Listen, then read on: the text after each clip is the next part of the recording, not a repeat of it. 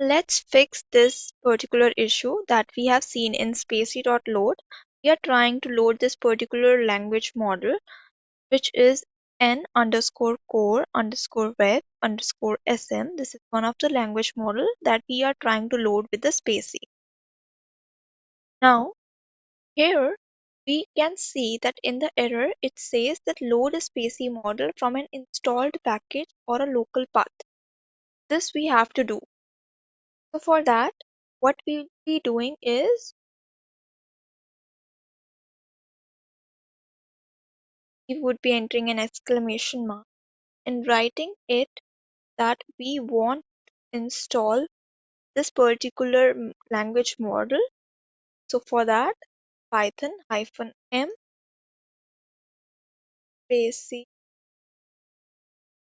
download the name of the language model.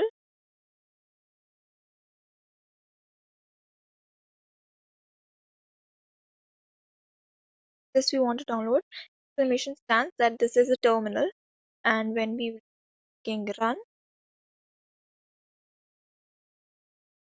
this particular is running. Let it run.